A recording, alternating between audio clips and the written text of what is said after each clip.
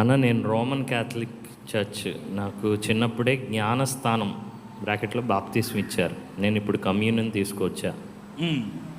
ఇప్పుడు కమ్యూనియన్ తీసుకోవాలి అనే విషయాన్ని బైబిల్లో మనకిచ్చారు. దేవుడు మనకిచ్చినటువంటి రెండు సూచనలు, రెండు సైన్స్.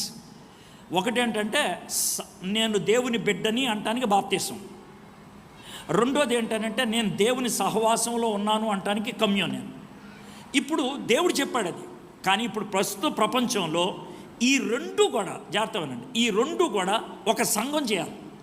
నీకు ఎవడు పడితే ఆడు బాప్తిస్మం ఇవ్వకూడదు. ఇచ్చాడంటే ఆడు పనికిమాలిన ఉండే అర్థం.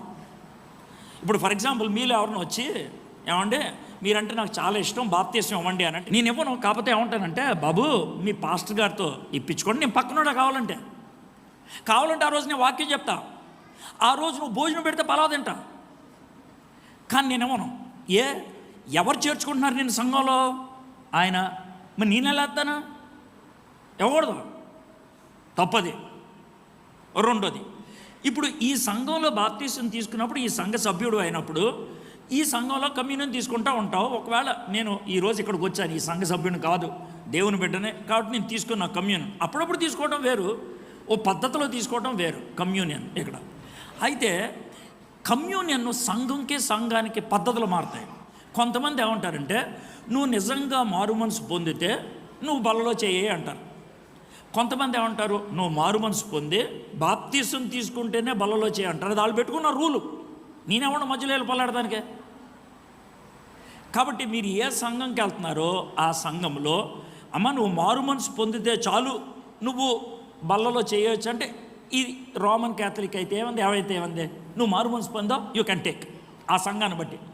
లేదు కొంత సంఘస్థులు ఏం చేస్తారంటే, పాస్టర్ గారు అది కూడా మంచిగా అసలు వీళ్ళు మారు మనసు పొందారు లేదో వెరిఫై చేసి అర్థమైందా, కొన్ని ప్రశ్నలు అడిగి కొన్ని క్లాసులు పెట్టి వాళ్ళకి బాప్తిస్మం ఇచ్చి అప్పుడు కమ్యూనియన్లో చేరమంటారు. ఎందుకంటే వాళ్ళకు ఉన్నటువంటి జాగ్రత్తను బట్టి.